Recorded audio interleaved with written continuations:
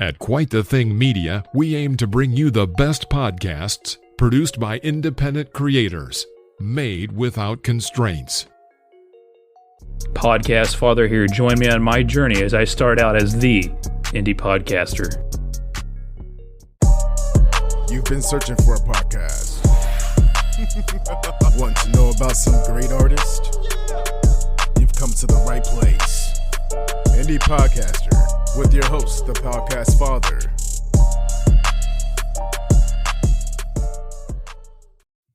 Here we are, another episode of Indie Podcaster. I'm your host, Jeff, aka Podcast Father.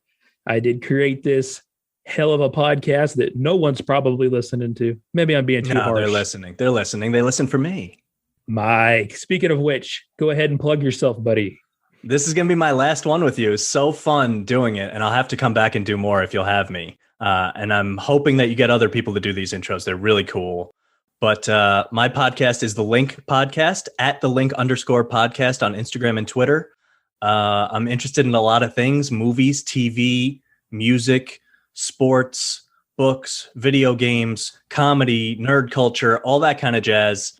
I try to mix it up, but I'm just a genuinely curious person, and I like to communicate and tell jokes and be silly and also get some real information from artists who I really love. Speaking of which, Courtney, this week's is going to be a really cool one for you. Yeah. You talked about it. You're touching on it. Nice segue. That's what you do. You're the segue man. Sego.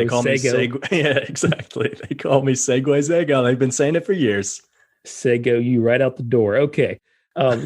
You touched upon it. Courtney Larsen. They call me Spindles, LLC. She actually owns this and manages and runs this company where they do high-end wedding decor. Now, this is another episode that I think everybody's going to enjoy. It's not a podcaster, but it doesn't matter because this is another example of an amazing creative person. In this interview, we talk about how she starts out, Mike, hitting the ground, painting chalkboards outside of restaurants. She gets out of art. She gets out of art school and she just gets into the grind and works her way up and keeps fighting until she finds something that works. And something that's really worked for her is doing this wedding decor. She actually doing it for high-end weddings now. It's an incredible story, a great interview. You touched on it. She just got out there and started doing the thing she was good at. Just start to make the art, and the rest will start to take care of itself if you're talented, which she is. It's so smart to turn a talent for art and design into this kind of business. Now she's in the high-end wedding business. Weddings are unbelievably profitable. They're beautiful, great, yada, yada. But building a business inside of the wedding world is brilliant because, for one, there's no shortage of demand. People are always getting married, always. Plus, word of mouth in that world has to be huge, similar to the way us podcasters are, always trying to get word of mouth between people from you to you, recommend this, recommend blah, blah, blah. And, if someone is planning a wedding, they always want recommendations for people that went well for them. And so Courtney gets her foot in the door into this business just to share her art, which is fantastic. And when it goes well, it just snowballs and it becomes a successful thing. So she is passionate for it, it seems, and took this trendy, in a good way, thing. And also Spindles is a cool nickname. So let's get into it. Spindy. I wish that I had why didn't I think of that? They call me Spindles. It's awesome. But let me ask you one. You've never been married, have you, Mike? I have not. How'd you know? I'm triggered now. Just you and Lefty, that left hand. That's all you've got, buddy. Every creator, content creator should listen to this and take in this advice. You'll love it. So before we get going on it, let me take care of a little business. Myself and this podcast are proud members of Quite the Thing Media. Make sure you're checking out Quite the Thing Media. Go to quitethethingmedia.com. If you want to go to my personal site, it's actually at Quite the Thing Media. quitethingmedia.com/podcastfather. There you can request to be on this podcast as a guest. Also, a review from me on site. Make sure you're checking out all the great original podcasts on site and the independent creators on site. quitethingmedia.com. couldn't do this podcast without the hosting platform, Captivate FM. Captivate FM is great, guys. I can't tell you how great it is. I could talk about it all day, but I will tell you one thing. For me, as a new podcaster, it's amazing. There's all sorts of tools, growth labs, etc. The team is so hands-on at Captivate FM. They will help you through your journey. If you're a podcaster or content creator, you want to distribute your stuff, go to CaptivateFM.com. They'll go ahead and give you 7 free days off the bat. But I'll tell you what, if you go to my Quite the Thing Media page, quitethingmedia.com/podcastfather, there at the bottom, you'll find an affiliate link. You can get 30 days of Captivate FM free. Why wouldn't you check it out? Captivate FM. This podcast is sponsored by Good Pods, my great friends at Good Pods. This is an amazing app, guys. You get on there, you see what podcasts your friends and influencers are listening to. Download the Good Pods app. All the music on this podcast is from the artist Young Carts. Young Carts, great independent artist. You got to check out all the work. Go to the site, youngcartsbeats.com. If you want to contact me, you can find me on Twitter at podcast_father, or the podcast actually has an account too at indie_podcaster, or good old fashioned email, always great too, thepodcastfather@gmail.com. You want to support this podcast? One great way you can do for me is you can go on your favorite podcast listening platform, may that be an Apple or Good Pods, and give me a rating. Throw me a 5-star. Type some nice things to me. If you don't even want to type, don't worry about it. Just throw me some stars. Any feedback is appreciated. I really do appreciate it. If you want to get real crazy and support me, you can always buy me a coffee. Check it out on my Quite the Thing media page. That's enough for the business. Let's get to the view. Joining me today is a kind of somebody that, or an artist and creator that I didn't anticipate necessarily interviewing once I started this project, this podcast, but I'm really excited about this interview today. It's with Courtney Larsen, aka Spindles, which just sounds cool. The lead artist, designer, CEO of They Call Me Spindles, LLC. So I'll give you a minute just to talk about what it is you do and what you have going on, Courtney. Yeah, thank you for having me. I'm excited to chat with you. My business started as They Call Me Spindles. Back in college, I've had a lifelong love of art and started a business creating one-of-a-kind custom wedding stationery. And then that expanded into other wedding signs and decor items. And recently, as of the last year, I've also started creating large-scale murals and getting that business going as well.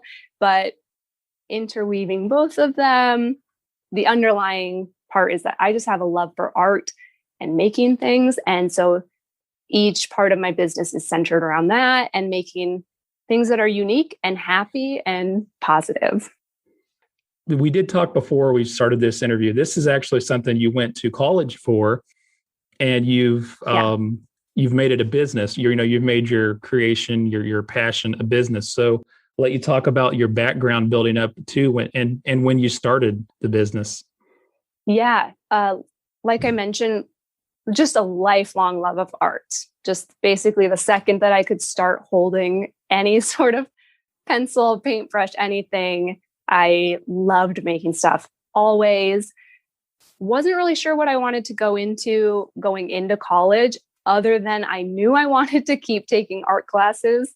And the only way to do that was to major in art. So I was like, yeah, let's go for it.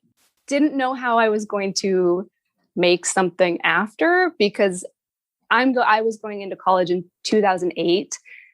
A lot has happened in the art and creative world since then. Like now you can see a much clearer path, and you can see a lot of other creatives doing their own businesses. But at the time there weren't a lot of examples of that. But got into college, loved making art so much. I pursued fine art.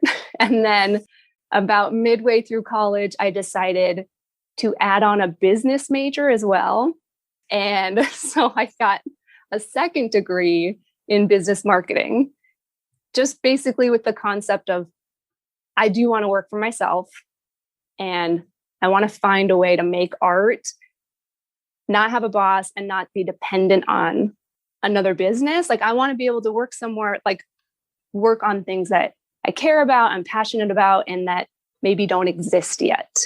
So yeah, graduated, took some different twists and turns, did a lot of different careers for a little bit. Like what? So in college, my last year, I thought that I had my dream job. I was working for I found this, it was a Craigslist post they were looking for a designer to design jewelry and handbags for this startup company that was focused around sustainability and fair trade labor. And just, it had like a mission. And I really, really loved that. And they hired me. I worked there for like a year and a half, made some amazing connections with the other designers there.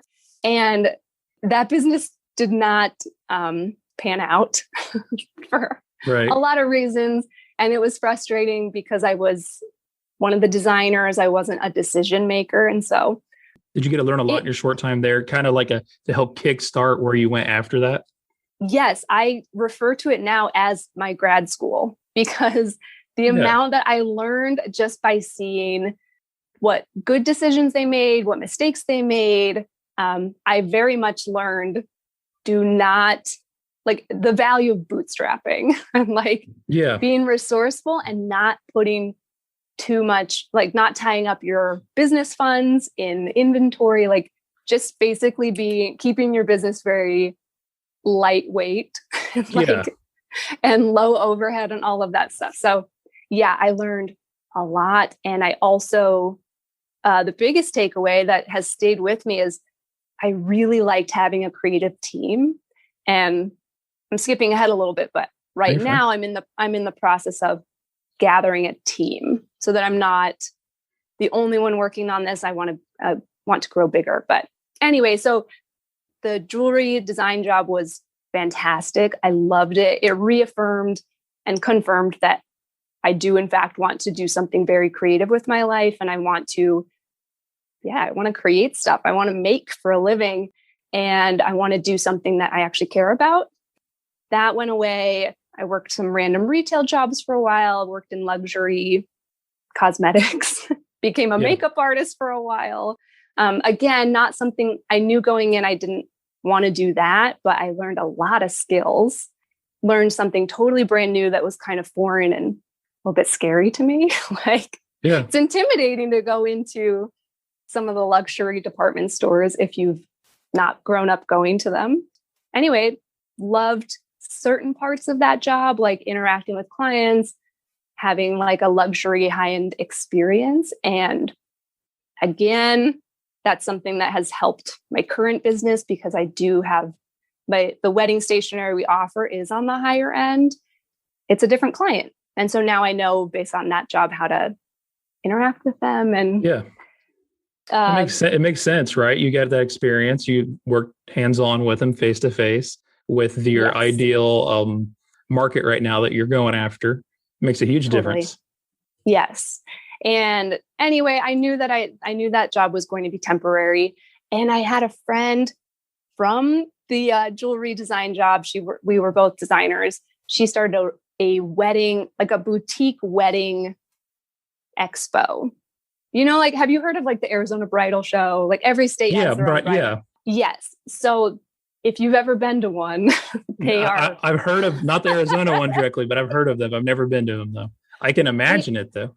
They are wild and it's massive and it becomes very much about like who can give the biggest deal and who can have like the best freebies, and the booth fee is always really expensive. Like for a lot of small businesses, that would be like your entire budget for because of the exposure, right? So it's all about the exposure in this event. Yes. The downside of that is it feels very not personal, and you're not getting people that really you're not getting potential clients that necessarily care about picking the best fit for them. They end up just kind of like budget shopping. And anyway, so my friend, Amelia Walsh, shout out. She created the Mary Mart, which is again, it's like a boutique version of a bridal show. And that little, she knew that I had created my sister and my brother's wedding invitations. And she was like, you should really think about maybe doing wedding invitations. Like, you already have done it. You've done some wedding signs for your siblings. You should think about being a vendor in the show. And that little like suggestion from my friend, I ended up being a vendor there. That started me on the path of being in weddings and, figuring out like what my creative niche was there. Now I feel like it was always kind of there from the beginning, but now the stationery that I'm creating for people it's really, really focused around the watercolor artwork, the design, and making keepsake pieces versus just run of the mill, you can find this anywhere kind of pieces. So that's what started. I feel like I try very hard to go with the flow of like new possibilities and try new stuff out, because in my experience, that's kind of like one person suggests something to me and pretty soon it sets me off onto like a brand new path that years later, it's like, oh, I actually really like this thing. And I have my friend to thank for that, which is nice. You'll forever owe her that. So let me ask you one other. I was on your site reading, and it seems like you did have a good support system as a youth, as a child that supported you with this. You actually mentioned a story with your mom. How you remember her? I'll let you go ahead and share. You go ahead. Oh, sorry, I didn't mean to cut you off, but no, you're okay. I am very, very, very lucky to have parents that are super supportive and parents that are also very creative. My mother and her mother, both very, very just kind of like can do anything and can make anything. My mom made my wedding dress, for instance. So I grew up even just like a formative memory that I think instilled a really deep love of watercolor in me.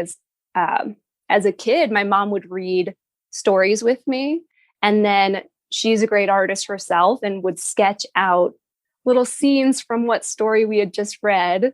And then she would let me watercolor her little illustrations. And so just that act, I fell in love with watercolor very early on because of that, and fell in love with this idea of storytelling through artwork. It's been cool to have that kind of come full circle now, working with couples that want to tell their love story through their invitations. And so it's just, I love, just having that come full circle has been really amazing. And having parents, I know that not everybody has parents that care or support a creative business, but and my dad also very creative. He could have been like an advertising creative guy, but he owns his own business as well. And so having that support system to call when I'm not sure like what to do or need business advice. This is a new situation. What do I do? Like, what's your advice? That's been really awesome. So I have like just good family and good support there. Which is critical, to the creative mind when you are young, and then also critical to have that support system when you do have a business. I can't imagine doing everything on your own, right? Totally. Yes. And my poor husband feels like he gets looped into a lot of conversations and he has to give a lot of advice nowadays as I'm navigating being a business owner, navigating bringing on new team members, and then obviously a lot of like twists and turns over the last year, and weddings specifically. Oh yeah. Changing, evolving, and just a lot of change in the wedding industry from 2020. But you're talking about bringing people on, which is great. Yeah. Let me ask you this. So you got into the other retail that you had talked about. At that point in time, was it in your mind at all that I could, or was it more of like, I would like to, or I could make a living being an artist? Because this is really, it is art, and what you do is great.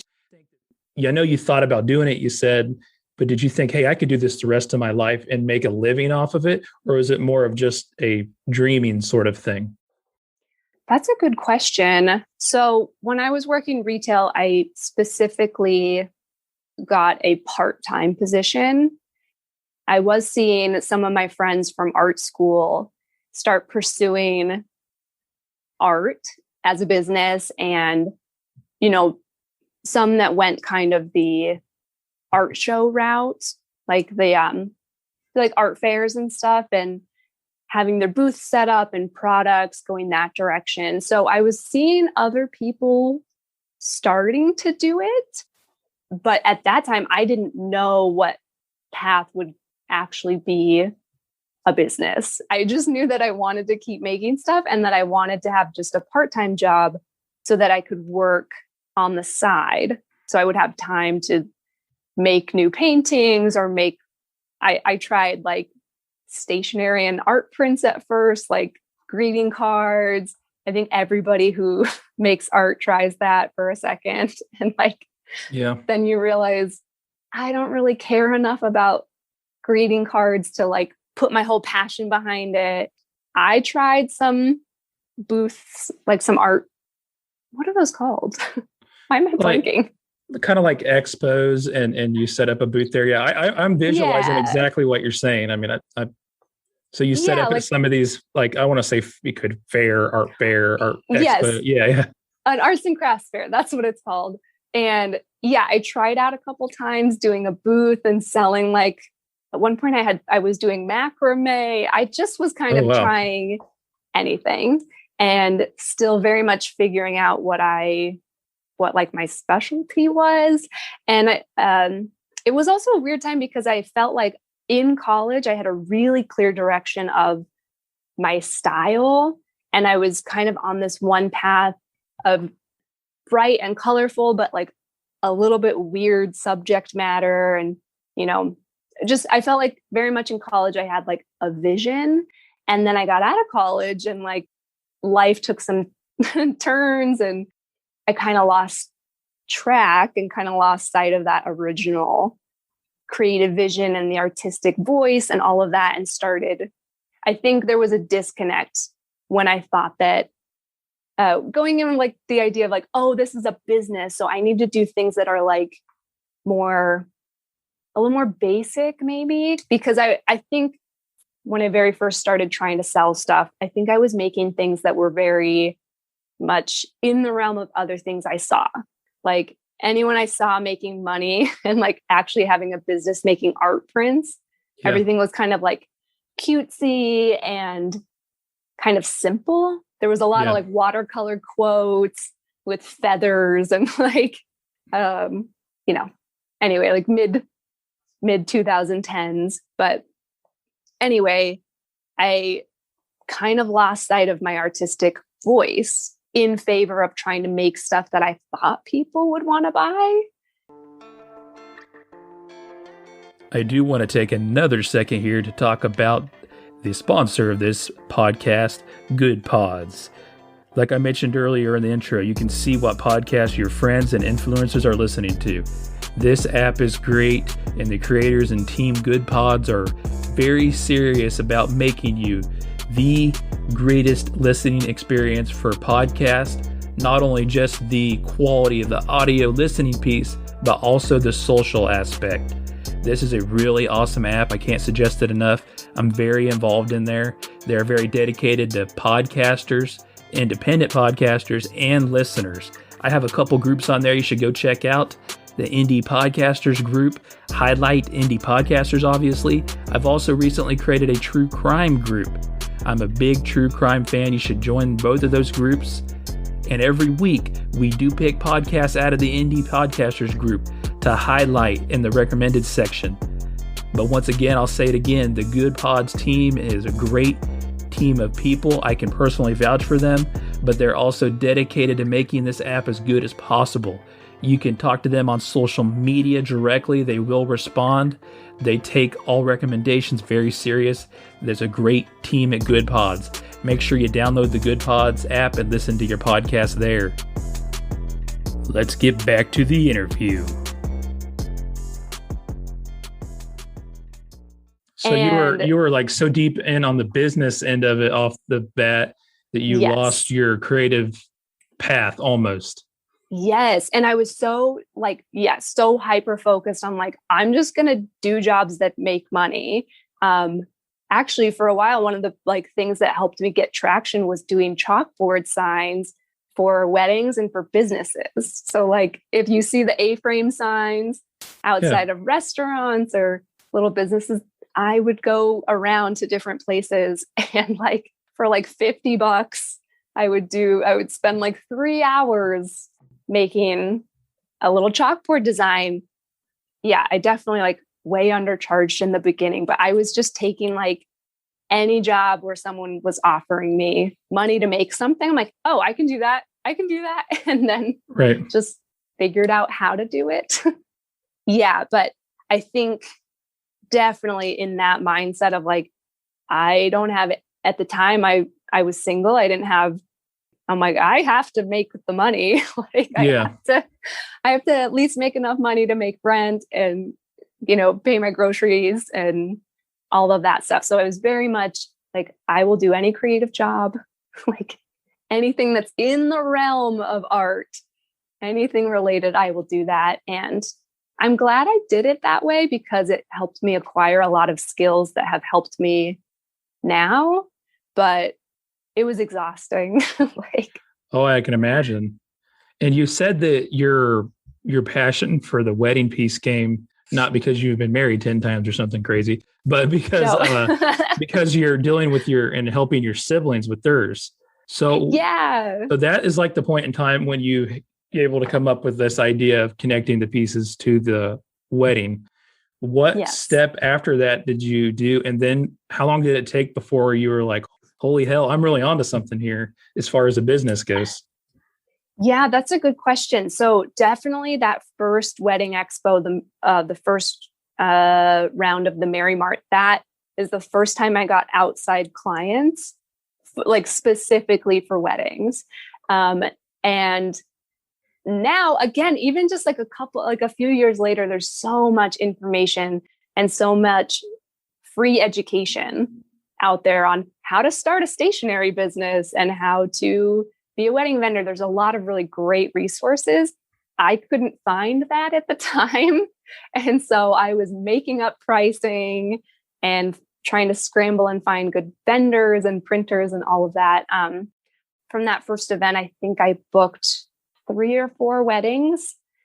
Man, those couples were so great. They I know they got a good deal too, but they trusted me to make them things. And I definitely put in the time and put in the hours to do it. And again, I still think I was going into that with a kind of an idea of what weddings are supposed to be and what the artwork for wedding, like, this is sad to admit.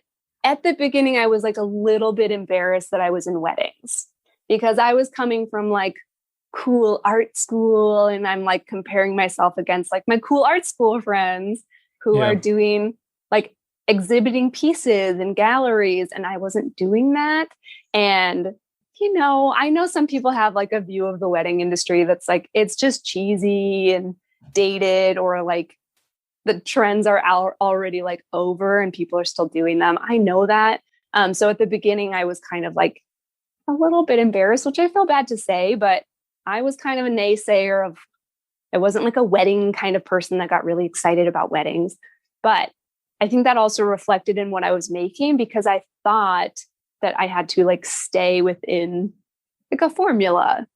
Again, I was kind of looking at what other makers were making and everything was still kind of like on the simpler side, which is not 100% my style. So definitely that first year, it was a lot of like just figuring out how it worked, how weddings work, how to work for myself, how to keep on deadlines, which I did not always do very well. Like about 2 years ago is when things still like really started to shift in my mind of like, this is not just a piece of paper that I'm making for people. It was about 2 years ago that I really started to have this mental shift of, I'd gotten the feedback from someone, I think maybe from my own wedding. With my own wedding, I think it was 3 years ago. I wanted to make our invitations like a little bit kooky, because something I love to paint outside, like just in my own artwork that's not for clients, I love to paint bugs, specifically like Arizona bugs, because I think they're so weird. Yeah. And also it's crazy that anything can survive here. Like, Yeah. and the things like even the flowers that are here, like saguaro blossoms, are so like weird and like sturdy. Like they're not like normal flowers that just wilt. I'm like, somehow they managed to survive. But anyway, so for my own wedding invitations, I painted a big Palo Verde beetle, which if you don't know what that is, you should look it up because it's real weird looking. And they make these weird oval holes in the ground. It's very strange, but I painted that for the back of one of my invitation pieces. And the feedback I kept getting from my wedding is that my friends were framing it. Like they framed part of the invitation and hung that up in their own house. They're like, this is so cool. I've never seen this. That's kind of when things started to turn. Cause I'm like, if people framed my invitations, like that's a cool thread to follow. Like, yeah, why aren't people making their invitations like keepsakes where everything looks the same? It's just flowers or whatever. Like it should be personal to the couple. And so that was kind of like the catalyst for starting off on this new path of like, hey, what if we did like a painting of like your love story, like the place where you got engaged. Let's do a landscape painting of where you got engaged, where you first met, where you're getting married, where you're honeymooning. Like, let's do something like that. And let's do a painting of your favorite place in the world as a couple, or like, let's do a painting of your dog that you got and love so much. Like, so that change has been really, really exciting for me. And that was kind of also the turning point of like, oh, I can now do this for a very long time. I think before I wasn't as like, when I started, I wasn't that creatively inspired. It just felt like kind of, I was creating like a day job for myself that would allow me to do my own artwork separately and like on my own time. But I've really, really liked this shift of like feeling like the pieces I'm making for people are actually things that they want to keep. And I do keep getting the feedback that friends of the couples are framing the parts of their invites and like keeping their invites or like keeping them on the fridge for months after the wedding just because they like looking at it. So that kind of stuff has been exciting. And I think because I've been passionate about that, like it gets them excited too. Like it's way easier to get them on board. And it's like, yeah, you should spend more because this is not just like a piece of paper people are going to throw away. Like not only like you get it in the mail and people are like, holy shit, I've never gotten an invite like this before. Like, that's what I want. Like, I want them to be excited about your wedding before, like months ahead of time. That's what your invite should do. Not just like white envelope, plain cards, just text. Like, yeah, I've been having a lot of fun and been really inspired by more of the storytelling of a wedding. Oh my gosh, after COVID, like one of my couples, they got married in May and it was like touch and go for a minute of like around Christmas time. It looked like people were not going to come, you know, like it was nobody knew what was happening. But anyway, like they told me something that I really ran with was like, we want our wedding to be a party and a celebration and they're like, we want it to feel like a vacation because everybody's been cooped up. And like, if they're going to come travel out of state, we need to like do it up and actually like go full out. And so just that little piece of info, I'm like, that's the best way to look at this. And just that helped me get really inspired to like make some really, really fun out of the box things. And that's probably one of my favorite weddings I've ever worked on. I got to combine my two businesses. I got to paint a mural backdrop for their like photo booth area. So like the weddings and the murals have been a little bit separate. And that was the first time I got to combine them and do a mural for a wedding. So I'm really excited about that continuing and being able to do bigger and more unique and just more out of the box kind of work. I think that you worded it like perfectly when you said my couple, like it, because that just makes it, and that just defines, I think, your success, because it's so personal to you, that your relationship with them, the work that you were doing was so personal.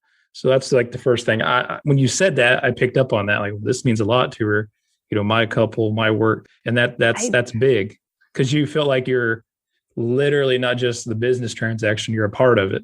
Yes. And it feels like, I think that's also been an exciting change, because at the beginning, again, when I first started in weddings, I didn't feel super connected. And I think a lot of that was on me. Just kind of like by nature of being new into the business, I didn't know how to connect with these couples. But I think also as I've like doubled down on like invitations through me are going to be interesting and they're going to be creative and it's going to be artwork. Like, as I've doubled down on that, I feel like the people that reach out to me are also just like cool. It's like, because I'm putting out into the universe and I'm like, I only work with cool people, and like all the people I work with are so cool and interesting, and they are like truly, like I did invites for a couple that like seem like such an unlikely but a great pair. One is an accountant and one is a musician, and they met at a like music festival. I'm like, you guys are cool. Like, and you already start thinking about what you can like, your artistic side, your engines start running. Yeah. Yes. So definitely I have found like the more that I just reiterate and put it out, I'm like, I work with cool people. Then it seems like cool people keep reaching out to me. And like, I don't know if that's like manifesting, but I do feel like, I do kind of take ownership over these people. And then I end up like, we kind of stay in touch after the wedding. And that makes me really, that's so different. And I didn't expect that part of making it. But I think it goes back to like, I connected with them through what we made. And I think that's been a really cool part of art that I didn't know I would have when I was in art school. Like, that wasn't a really big important thing to me in art school, when I was just fully in the conceptual side of art and just making whatever I wanted just for myself and for school. I didn't really anticipate that I would be inspired by the idea of connection. But now it's like my creativity is really, really tied in with other people and like kind of telling other people's stories and creating their vision. Like, what's the phrase? Like, bringing their vision to life. So they come to me with like these concepts of what they want their wedding to feel like. And then it becomes my job to make that a physical object. And that's been exciting for me. I didn't anticipate that. It sounds like things really started to take off when you kind of let loose a little bit and focused on the creativity side, like before the business. So you talked about COVID. So how has it changed since then? And how did you get through that time? And how are things looking now? Yeah, it's a great question. And I feel very lucky because for whatever reason, part of it is because I'm in Arizona and things have been very lax here comparatively. Like, you're saying mandates and all that haven't been okay. Yes. Yeah.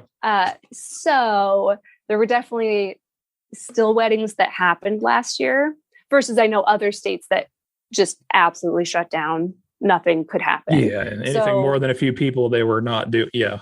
Yes. So I was thankful and grateful to have weddings that still happen. And then also with stationery, it's a little bit different because I'm not 100% tied to the day.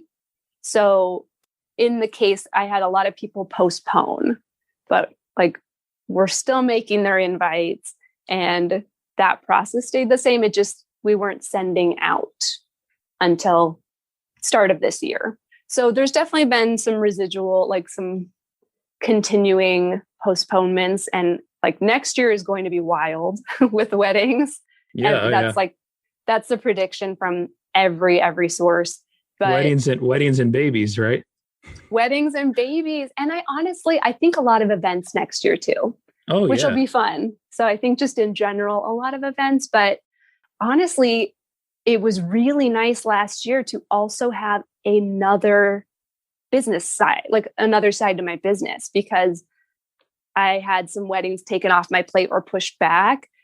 It gave me time to do mural work, and Airbnbs specifically in the Scottsdale area are really like, it's becoming a really like hot destination spot for people. And so the demand is there for Airbnbs. And again, I feel like I've been very lucky to work with really cool clients. And one of the first people that reached out to me for an Airbnb mural, she came to me, she's like, I had this kind of crazy idea. I think it's going to work because bachelorette parties are like a really big deal in Scottsdale. It's like a big destination. She basically made a bachelorette themed house and then hired me to paint these 2 murals. And that house has absolutely blown up on like social media and TikTok. There's like several TikToks now of the house and of my paintings that have in the 2 millions of views and like in the hundreds of thousands. And that doing that first mural house just led to one after the next. And then she did a bunch more houses. And so with COVID, it was kind of a nice opportunity to explore and learn this new area where I really didn't have too much of a background in mural work like before last year. I had assisted another artist friend of mine on a big project of her mural, like a big mural of hers. And then honestly, some of the chalkboard work that I used to do, like where I would do some big chalkboard, menus and lettering design. So I had like a little bit of experience with large scale things, but COVID actually, I always feel a little bit guilty because I recognize how rough of a year it was for so many people. But weirdly, it was like it was the best year that I had had in my business because I kind of had the time to try something brand new and to get the murals off the ground. Where I do think if last year would have went as planned with the weddings I had already lined up, I don't think I would have had time or energy to try that out. Also, I mean, of course, it was like freaky to not know like if weddings would keep getting pushed back and how it would work with payments, and even like cost of supplies have changed and gone up a little bit. So I continue to still feel some of the effects of that, but it does feel like it's starting to get back to normal with weddings, at least. One more question for you. I've set off on this journey on this podcast to highlight, like I said, a bunch of different kinds of creators. And what you've done is inspiring for people that are starting their creative journey. What advice would you give to somebody who's just in the early stages of starting their creative journey? Oof, that's a good question. I would say I personally found a lot of value out of trying a lot of different things. I have seen friends of mine who are super talented, but they sit on their ideas and they don't end up putting it out there. And so no one knows to hire them. So things never get going for them, where I feel like I kind of had to put my like art school, high horse ideas aside and just, I did a lot of different jobs and tried a lot of different avenues. And I can point to what I learned from each of those opportunities. And I can point to how it's made me a better artist now. I can recognize how it's made me so much better than I would have been if I just kind of kept with one thing. So I think there's a lot of value to trying out different avenues, pivoting when it's not working and pivoting when there is a new opportunity. And just, I guess also just be open to new opportunities. Like I was open to the idea that when my friend pitched me on the concept of doing wedding invitations, maybe like be open to those ideas, because even if it doesn't end up being your thing, you will learn a lot from it. I just see too many creative people not acting on anything. And you got to move forward knowing you can pivot. But yeah, I would say to just like make stuff, like just always be making stuff, try new avenues, and just be open to the opportunities. That's great advice. And once again, yeah, thank you for taking the time to do this interview today. It was awesome. Thank you for asking me. I had a great time chatting with you.